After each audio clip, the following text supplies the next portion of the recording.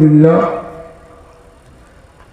মাসিন্দার মসজিদের উদ্যোগে তাফসীরুল কুরআন মাহফিলের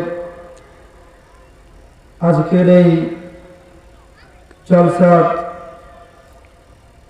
সম্মানিত প্রধান অতিথি এবং সম্মানিত সভাপতি সহ সকল উলামায়ে কেরাম, আমার সামনে বসা মুরব্বিয়ানে কেরাম, পর্দার আড়ালের সম্মানিত মা ও বোন, সকলের প্রতি আমার আন্তরিক শুভেচ্ছা ও অভিনন্দন। আমরা সকলে মিলে সেই মহান রব্বুল আলামিনের দরবারে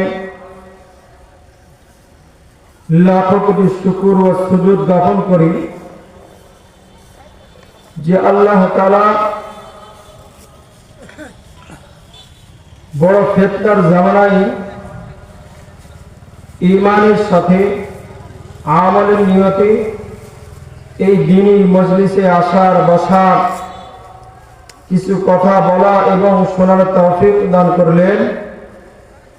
এজন্য সকলে মিলে সেই মহান রব্বুল আলামিনের দরবারে দিল খুলে জবান খুলে শুকরিয়া আদায় করি আলহামদুলিল্লাহ।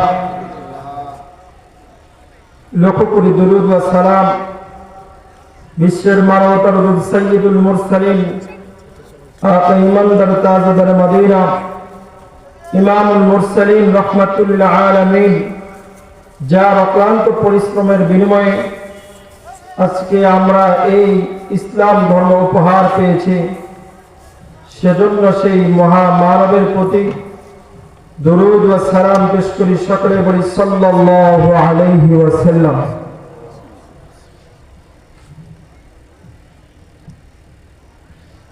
আজকে এখানে দিনী মাহফিল হচ্ছে। আমাদের প্যান্ডেলের অবস্থাগুলো দেখেন, এখনো যারা বাইরে অযথা ঘোরাফেরা করছি, বিভিন্ন ফায়সা কাজের সাথে জড়িত আছি, অল্প সময় এই জান্নাতের বাগানে প্যান্ডেলের নিচে এসে আমরা কিছু দিনী আলোচনা শুনব আমলের নিয়তে। হইতে পারে আজকের এই মাহফিল, আজকের এই আলোচনা শোনার মাধ্যমে আমল করতে পারবো, আর এই আমলের যেন আমাদের কাল কিয়ামতের ময়দানে নাজাতের জড়িয়ে হয়ে যান। আমরা এখনো যারা বাইরে ঘোরাফেরা করছি, অবশ্যই আমরা এই মাহফিলের সামিয়ানার নিচে এসে কিছু দিনে আলোচনা শোনা বোঝার চেষ্টা করবো ইনশাআল্লাহ। আসলে আমি যে খুতবার মধ্যে যে আয়াতে কারিমা তেলাওয়াত করেছি, এই আয়াতে কারিমার তাফসীর এবং ব্যাখ্যা কিছুক্ষণ পরে করব। আগে আমাদেরকে বুঝতে হবে আল্লাহ তাআলা কোরআনের কারিমের প্রত্যেকটা আয়াত নাযিল করেছেন কোন ঘটনা বর্ণনা করার জন্য, অথবা কোন প্রশ্নের জবাব দেওয়ার জন্য, অথবা কোন একটা বিষয়ের হুকুম আহকাম বিধান জারি করার জন্য। আমি যে আয়াতটি তেলাওয়াত করেছি, এই আয়াত প্রথমত একটা ঘটনা ছিলেন, এরপরে আল্লাহ তাআলা এই ঘটনার সমাধান দিয়েছেন এই কোরআনের পাকের আয়াত দ্বারা। সুবহানাল্লাহ বলেন। এই আয়াতের ঘটনা আল্লাহ রাসূল সাল্লাল্লাহু আলাইহি ওয়াসাল্লামকে আল্লাহ তাআলা মদিনার প্রেসিডেন্ট বানাইছিলেন। কি বানাইছিলেন? প্রেসিডেন্ট। একটু হোহা করেন, বক্তারা যদি আধা ঘন্টা 1 ঘন্টা চিল্লাইতে পারে, আপনারা তো অন্তত 2-4-5 মিনিট একটু হোহা সুবহানাল্লাহ বলবেন তো? বলবেন তো ইনশাআল্লাহ? তো এই আল্লাহ তাআলা বিশ্বনবী মুহাম্মদ রাসূলুল্লাহ সাল্লাল্লাহু আলাইহি সাল্লামকে প্রেসিডেন্ট বানাইছিলেন, মদিনার নেতা ছিলেন, বাদশা ছিলেন। এখন বর্তমান জামানায় এমন একটা অবস্থা হয়ে গেছে, অনেক বয়স্ক লোককে জিজ্ঞাসা করলে আমার নবী যে মদিনার একজন প্রেসিডেন্ট ছিলেন, দেশের প্রেসিডেন্ট ছিলেন, পুরা উম্মতের বাদশা ছিলেন, ইমামদের ইমাম ছিলেন, অনেক মুরব্বীদেরকে জিজ্ঞাসা করলে তারা প্রেসিডেন্টদের কথা শুনে অবাক হয়ে যায়। পূর্বের কিছু ওলামায়ে কেরাম, কিছু মৌলবীরা আমাদের এই মুরব্বিয়ানি কেরামদেরকে এমন একটা জিনিস বোঝাই দিয়ে গেছেন, তারা পূর্বে কিছু মৌলবী সাহেবরা ওয়াজ করতেন, আমার নবী গরিব ছিলেন, আমার নবী পেটে পাথর বেঁধে না খেয়ে থাকতেন, এই কথাটা মানুষের মাথায় ঢুকে দিয়েছেন। কিন্তু আমার নবী কি গরিব ছিলেন? আমার নবী গরিব ছিলেন? আরে আমার আল্লাহ বলেন, আমার নবী যদিও পূর্বে গরিব ছিলেন, কিন্তু আমি আল্লাহ তাআলা ধনী বানাই দিয়েছি। সুবহানাল্লাহ। এমন ধনী বানাইছি, সে পুরা উম্মতি মুহাম্মাদীর বাদশা হয়েছেন। সুবহানাল্লাহ। পুরা মদিনার প্রেসিডেন্ট হয়েছেন। আমার নবীকে আল্লাহ তাআলা বিশেষ কিছু মর্যাদা দান করেছিলেন, মর্যাদা দিয়েছিলেন। ওসবের দিকে আমি যেতে যাচ্ছি না। তো আমাদের এখন বর্তমান মানুষের মাথায় এইটা ঢুকাইতে হবে, আমার নবী এমন একজন প্রেসিডেন্ট ছিলেন, সারা মদিনাবাসীর যদিও তারা কাফের ছিলেন, কিন্তু আমার নবীকে বিশ্বাস করতেন, আমার নবীকে মানতেন। আমার নবী এমন প্রেসিডেন্ট, সে ইমামদের নবীদের নবী ছিলেন। আল্লাহ তাআলা কোরআনে বলেছেন, সুম্মা জাআকুমুর রাসূল, আল্লাহ তাআলা যত পূর্বে নবী দুনিয়াতে পাঠাইছেন, প্রত্যেকটা নবীকে আল্লাহ তাআলা বিশেষ বিশেষ ইলম দান করেছেন, হিকমত দান করেছেন, রিসালাত দান করেছেন। কিন্তু সুম্মা জাআকুমুর রাসূল, এই রাসূল নামের শব্দের অর্থ এবং রাসূল জিনিসটা আল্লাহ তাআলা সংরক্ষণ করে রেখেছিলেন। হযরত আদম আলাইহিস সালাম থেকে শুরু করে নিয়ে যত নবীকে আল্লাহ তাআলা দুনিয়াতে প্রেরণ করেছেন, সকল নবীর সাথে একটা করে কালিমা ছিলেন। হযরত আদম আলাইহিস সালামকে বলা হতো আদম সফিউল্লাহ। এরপরে হযরত ঈসা আলাইহিস সালামকে ঈসা রূহুল্লাহ, ইব্রাহিম আলাইহিস সালামকে ইব্রাহিম খলিলুল্লাহ, হযরত ইউসুফ আলাইহিস সালামকে ইউসুফ সিদ্দিকুল্লাহ। প্রত্যেকটা নবীকে আল্লাহ তাআলা তার নামের সাথে একটা করে কালিমা লাগাইছেন, কিন্তু কোন নবীর নামের শেষে রাসূলুল্লাহ বলেন নাই। শুধুমাত্র আমার নবীর নামের সাথে আমার নবীকে আল্লাহ তাআলা আখিরি পয়গম্বর, পুরা উম্মতের বাদশা, প্রেসিডেন্ট বানাইছেন। এরপরে আল্লাহ তাআলা সুম্মা জাআকুমুর রাসূল, আমার আপনার নবীকে মুহাম্মদুর রাসূলুল্লাহ সাল্লাল্লাহু আলাইহি ওয়াসাল্লাম। সুবহানাল্লাহ। তো এখন কিছু মানুষ বলে যে হুজুর, আমার নবী কিন্তু প্রেসিডেন্ট ছিলেন, দেশের বাদশা ছিলেন, তিনি একজন রাজনীতিবিদ ছিলেন।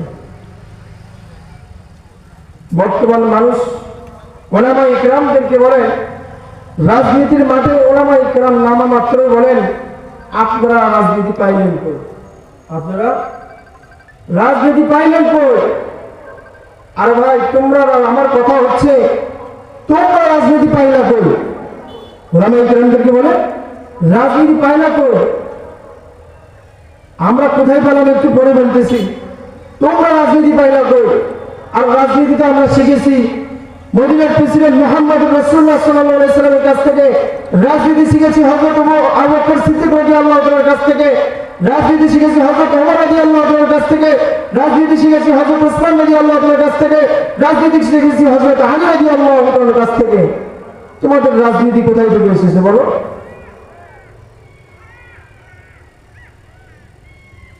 এখনকার রাজনীতি শুধু গুম, খুন, হত্যা, নারী কেলেঙ্কারি, ধর্ষণের মামলা, টেন্ডারবাজি, রাস্তার কন্ট্রাক্টরি টাকা মাইরে খায়া, এরপরে বিধবা ভাতা মেরে খেয়ে তারা রাজনীতি করে। কথা বলেন ঠিক না? ওলামা ইকরাম রাজনীতির মাঠে নামলেই বলে হুজুরা রাজনীতি পাই না কেন? রাজনীতি শিখেছি রসুল থেকে। আজকে যদি ওলামা ইকরাম যদি রাজনীতির ময়দানে থাকতেন, তাহলে আমার বাংলা সোনার বাংলাদেশের অবস্থা এরকম হইতো না। হইতো গুম, খুন, হত্যা, রাহাজারি, কাটাকাটি, মারামারি, হাঙ্গামা, আর একজনের জমি দখল করা, নেতার দালালি করা, দলের দালালি করা, এসবগুলো রাজনীতি তাদের রাজনীতি থেকে এসেছে। ওলামা ইকরাম যদি রাজনীতির ময়দানে থাকতেন, কোন গুম খুম হইতেন না, কোন মারামারি হইত না, টেন্ডার কাজী হইত না, বিধবা ভাতা মেরে খাইতেন না। এরপরে নানান ধরনের সমস্যা। কিছুদিন আগে রাস্তা দিয়ে আমি যাইতেছি, দেখি দুই বৃদ্ধা মহিলা ক্যাসাল গন্ডগোল করতেছেন ইউনিয়ন পরিষদের সামনে। আমি জিজ্ঞাসা করলাম যে আপনারা এখানে ক্যাসাল গন্ডগোল করেন কি জন্য? চৌকিদারকে মনে হয় ধরে মারবে এমন অবস্থা। চৌকিদার হাসে যে বলতেছে, হুজুর এসবের কথা আর বলেন না, এগুলো লজ্জা শরমের কথা। কেন, কি হয়েছে? ওদের এলাকায় 15টা ল্যাট্রিনের বরাদ্দ হয়েছে। কিসের? ল্যাট্রিন টয়লেটের বরাদ্দ হয়েছে, বিধবা মহিলাদেরকে ল্যাট্রিন বানায় দেওয়া হবে। তো ওর এলাকা 13 জন মহিলা ল্যাট্রিন পাইছে, আর এই 2 মহিলা ল্যাট্রিন পায় নাই। আমি কোনো বলি সুবহানাল্লাহ। আরে এমন রাজনীতি করে, এমন দলের দালালি করে যে চেয়ারম্যান পরে এখন বিধবা ভাতা তো দূরের কথা, এখন বিধবাদের ল্যাট্রিনে মেরে ফেলতেছে। তাদের রুচির মধ্যে কুত্তা প্রসাব করলে তাদের এত খারাপ রুচি হয় যে তারা বিধবা মহিলাদের ল্যাট্রিন পর্যন্ত তারা মেরে ফেলছেন। এসব রাজনীতি আর বাংলাদেশে চলবে না। বহুদিন দেখেছি আমরা, নৌকার রাজনীতি দেখেছি, ধানের শীষের রাজনীতি দেখেছি। এবার আপনারা অপেক্ষমান হন এই বাংলাটা ইসলামের রাজনীতি হওয়ার জন্য। সুবহানাল্লাহ। আল্লাহ তাআলা এই বাংলার জমিনকে ইসলাম প্রতিষ্ঠা করা এবং ওলামায়ে কেরামদেরকে রাজনীতির ময়দানে থেকে ওলামায়ে কেরাম যেন এই সোনার বাংলাটাকে যেন একটা কোরআনের দেশ, ইসলামিক দেশ বানাইতে পারেন, এর জন্য সকলে আপনারা দোয়া করবেন। এরপরে আসেন, এদিকে কথা কি ছিল? রাসূলুল্লাহ সাল্লাল্লাহু আলাইহি সাল্লামকে মদিনার প্রেসিডেন্ট বানাইছেন। রাসূলুল্লাহ সাল্লাল্লাহু আলাইহি সাল্লামের জামানায় প্রেসিডেন্ট থাকা অবস্থায় একজন ইহুদি আর একজন নামধারী মুসলমান, ভালো করে খেয়াল করেন, একজন ইহুদি আর একজন নামধারী মুসলমান, তার বড় বড় পাখি ছিল, জুব্বা ছিল গায়ে, এরপরে তার বড় বড় গাড়ি ছিলেন। তো এই ইহুদি আর এই মুসলমান রাস্তার মাঝখানে মারামারি লাগছে। কি লাগছে? মারামারি লাগছে। একজনের মা দাবি করছে 2 জন, এ বলতেছে আমার মা, ও বলতেছে আমার মা। এই মা নিয়ে মারামারি করতেছে। তো এক আল্লাহর বান্দা ওই রাস্তার পাশ দিয়ে সে বাজারে যাইতেছিলেন। কোথায় যাচ্ছিলেন? বাজারে। তো সে বাজার শেষে সকালে বাজারে গেছেন, বিকেলে এসে দেখে ওই একটা পণ্য নিয়ে একটা মাল নিয়ে মারামারি করতেছিলেন। তখন ওই ব্যক্তি বলতেছে, আরে বড়দের দল, সকালে দেখে গেছি মারামারি কর, বিকাল পর্যন্ত মারামারি, এসব নিয়ে যদি মারামারি করতেই থাকিস তোদের সমাধান কে দিবে? সমাধান কে দিবে? এরপরে এদের দুইজনের ব্রেন খুলে গেছে, কথা তো ঠিকই বলছে, আমরা যদি মারামারি করতেই থাকি তাহলে এর সমাধান তো আসবে না।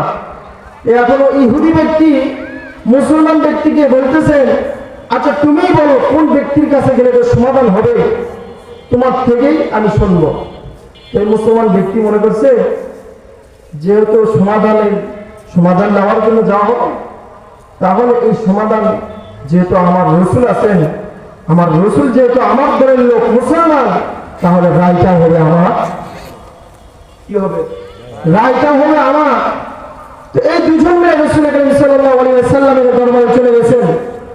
যাওয়ার পরে আল্লাহ রসুল সাল্লাল্লাহু আলাইহি ওয়াসাল্লামকে বলছেন যে ইয়া রাসূলুল্লাহ, আপনার কাছে একটা বিষয়ের সমাধানের জন্য আসছি। রাসূলুল্লাহ সাল্লাল্লাহু আলাইহি ওয়াসাল্লাম বললেন, কি হয়েছে বলো। রাসূলুল্লাহ সাল্লাল্লাহু আলাইহি ওয়াসাল্লামকে এই মুসলমান ব্যক্তি, ইহুদি ব্যক্তি খুলে বলতেছেন যে রাসূলুল্লাহ, মালটা আসলেই আমার, কিন্তু দাবি করছে মুসলমান ব্যক্তি। তো আল্লাহ রাসূল সাল্লাল্লাহু আলাইহি ওয়াসাল্লাম তখন সুষ্ঠুভাবে তদন্ত শুরু করে দিলেন। না আমাদের বাংলাদেশের 16 বছরের বিচারের মতো বিচার করতে শুরু করলেন। আমাদের বাংলাদেশের 16 বছরের অতিক্রম করেছেন। এই 16 বছরের মধ্যে বাংলাদেশে কিরকম বিচার হয়েছে? 60টা খুন করেছেন, 10টা খুন করেছেন, 14টা খুন করেছেন, 20টা খুন করেছেন, এরপরে খুন করেছেন। এরপরে যদি তার নামে মামলা দায়ের হয়, যদি বলে ধরেন লোক 7 খুন মা। আর আমার নবী ছিলেন ইনসাফের ভান্ডার ছিলেন। সে বললেন, সুষ্ঠু তদন্ত করার পরে আল্লাহ রাসূল সাল্লাল্লাহু আলাইহি ওয়াসাল্লাম বললেন যে এই মালটা এই ইহুদি ব্যক্তি।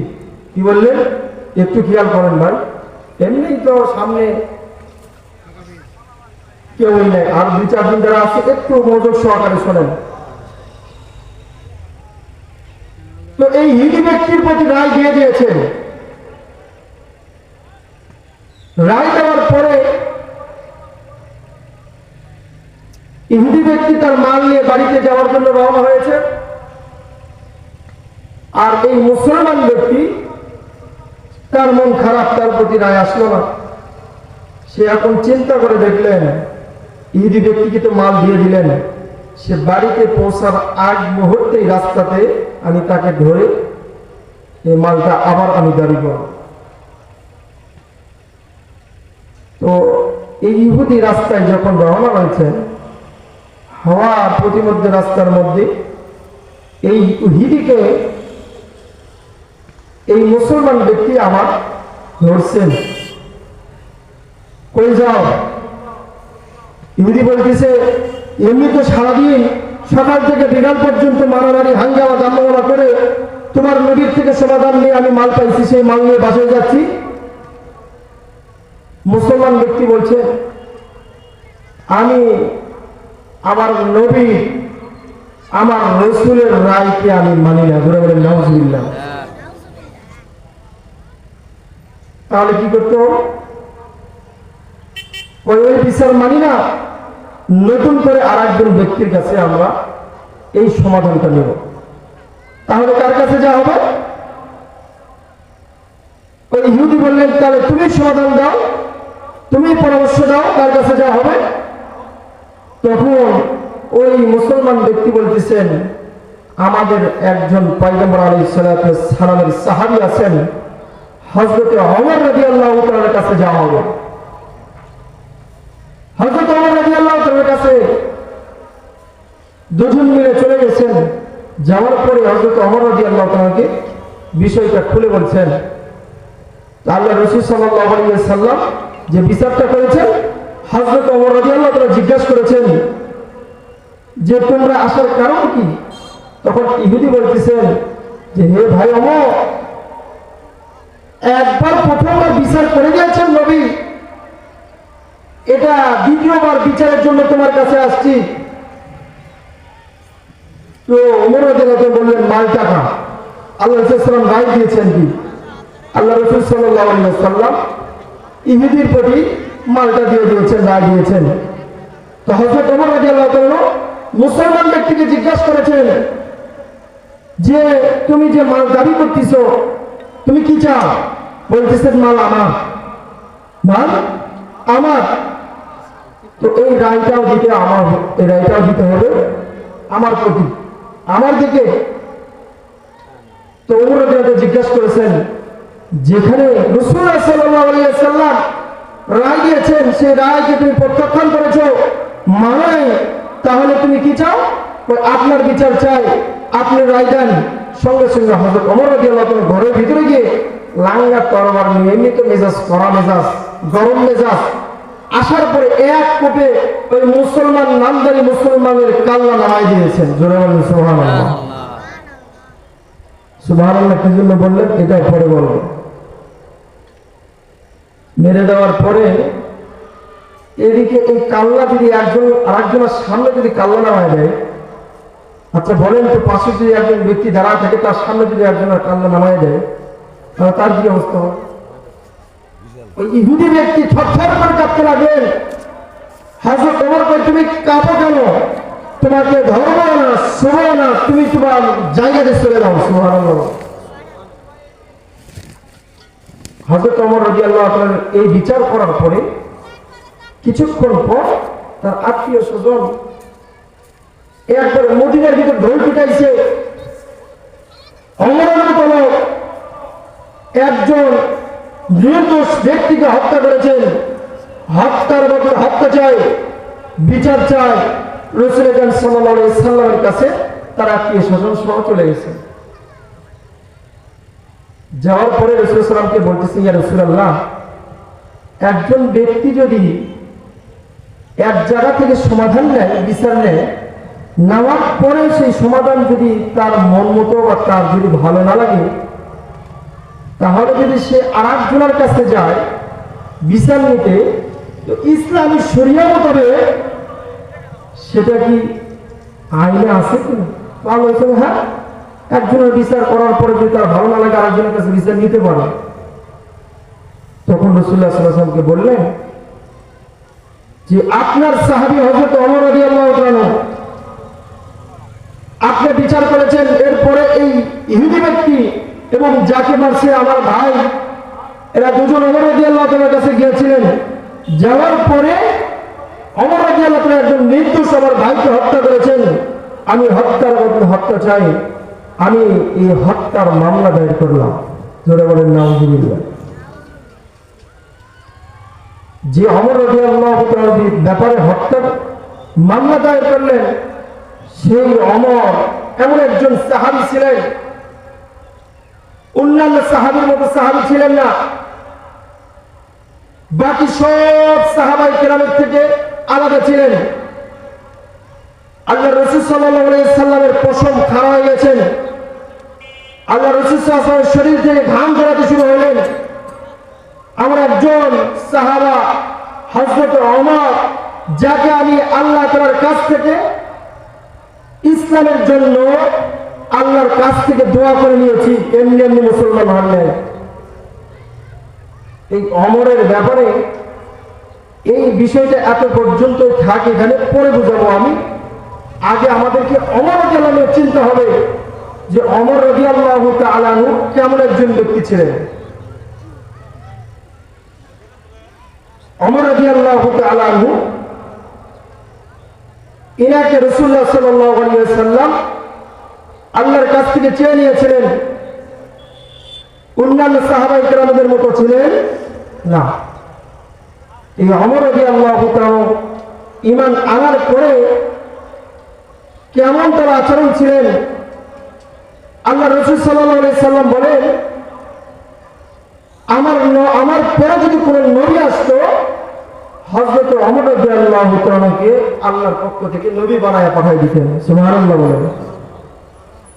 এই ওমর রাদিয়াল্লাহু তাআলাকে আগে আমাদের চিনতে হবে। মুসলমান ভাইরা আমার, হযরত ওমর রাদিয়াল্লাহু তাআলা আনহু ইনি এমন একজন সাহাবী ছিলেন, এমন একজন সাহাবী ছিলেন যে সাহাবী যখন আল্লাহ রাসূল সাল্লাল্লাহু আলাইহি ওয়াসাল্লাম ওমর রাদিয়াল্লাহু তাআলা আনহুর বিষয়ে দোয়া করলেন যে ইয়া রাসূলুল্লাহ, আপনি যদি ইসলামের জন্য একজন বড় সাহসী বাহাদুর আমার কাছে দেন, ইয়া রাসূলুল্লাহ। এই কথা বলার পরে আল্লাহ তাআলা যখন হযরত ওমর রাদিয়াল্লাহু তাআলাকে ইসলামের জন্য কবুল করলেন, কবুল করার পরে হযরত ওমর রাদিয়াল্লাহু তাআলা আনহু মক্কার মধ্যে খোলা তরবারি নিয়ে মাথার উপরে ঘুরাইতে ঘুরাইতে মক্কাবাসীদেরকে বলে, মক্কাবাসীর লোক, এমন কি আছো আমার রাসূল সাল্লাল্লাহু আলাইহি ওয়াসাল্লামের বিধানকে লঙ্ঘন করো?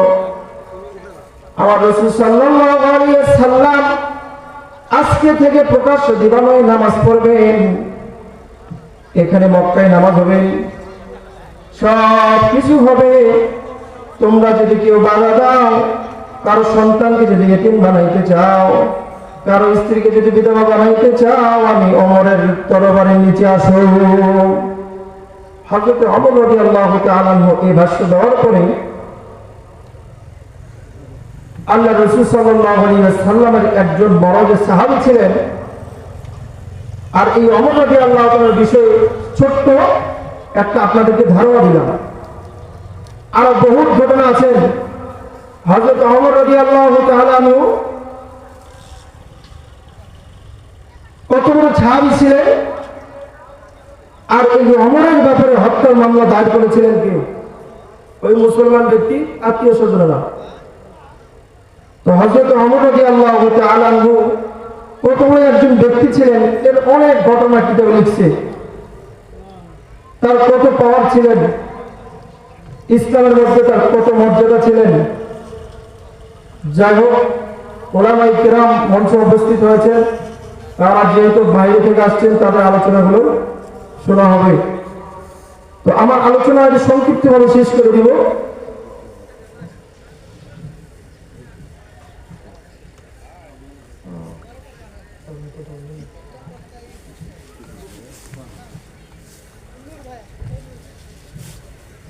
তো আল্লাহ রাসূল সাল্লাল্লাহু আলাইহি ওয়াসাল্লামের কাছে যখন এই হত্যার মামলা দায়ের করলেন, হযরত ওমর রাদিয়াল্লাহু তাআলা একজন নির্দোষ মুসলমানকে হত্যা করেছে, এদিকে মদিনার মধ্যে সকলেই ভরাক্রান্ত হৃদয় নিয়ে কান্না রোল করে গেলেন যে একজন নির্দোষ মানুষকে হত্যা করেছেন, ওমর রাদিয়াল্লাহু তাআলা হইতেই পারে না। তো আল্লাহ রাসূল সাল্লাল্লাহু আলাইহি ওয়াসাল্লাম হযরত ওমর রাদিয়াল্লাহু তাআলা এখন বিচার করবেন, বিচার দিয়েছেন, এই বিচার করবেন। ওর মধ্যে এই বিচারের মামলা দায়ের করেছেন ওই মুসলমান ব্যক্তির আত্মীয় স্বজনরা, আর আল্লাহ রাসূল সাল্লাল্লাহু আলাইহি ওয়াসাল্লাম বিচার করবেন। মামলা দায়ের করার পরে একজন বিচারক থাকে, মাঝখানে কিন্তু একজন উকিল দরকার হয় কিনা? একজন মাঝখানে উকিলের দরকার হয়। তো এই উকিল হচ্ছে স্বয়ং আল্লাহ তাআলা সুবহানাল্লাহ। তো হযরত মুহাম্মদ রাসূলুল্লাহ সাল্লাল্লাহু আলাইহি ওয়াসাল্লাম সিদ্ধান্ত নিয়েছেন হত্যার বদলে হত্যা, হযরত ওমর রাদিয়াল্লাহু তাআলাকে হত্যা দিবেন। এক পর্যায়ে আল্লাহ তাআলা সঙ্গে সঙ্গে ওহী নাযিল করেছেন। নাযিল করার পরে আল্লাহ তাআলা মুহাম্মদ রাসূলুল্লাহ সাল্লাল্লাহু আলাইহি ওয়াসাল্লামকে জানাচ্ছেন যে ওমর যে সিদ্ধান্ত নিয়েছেন, তার সিদ্ধান্ত আমার সিদ্ধান্ত। সে যে ওই মুসলমান ব্যক্তিকে হত্যা করেছেন, সে নির্দোষ বলেছেন, কিন্তু সে নির্দোষ না, সে একজন পাক্কা মুনাফিক ছিল। নাউযুবিল্লাহ। আল্লাহ তাআলার পক্ষ থেকে সূরা নিসার 64 নম্বর আয়াত নাযিল হয়েছেন, ফালা রাব্বিকা লা ইউমিনুনা হাত্তা ইউহাক্কিমুকা ফীমা শাজারা বাইনাহুম থুম্মা লা ইয়াজিদু ফী আনফুসিহিম হারাজান মিম্মা কাদাইতা ওয়া ইসাল্লিমু তাসলিমা। এরপরে আল্লাহ তাআলার পক্ষ থেকে ফয়সালা হয়ে গেলে ওমর রাদিয়াল্লাহু তাআলা আনহু কোন নির্দোষ মানুষকে হত্যা করেন না। আসলে এই সময় সংক্ষিপ্তের কারণে বিষয়টা পরিপূর্ণভাবে বুঝাইতে পারলাম না। বাইরে থেকে ওলামায়ে কেরাম আসছেন, আল্লাহ তাআলা আমাদের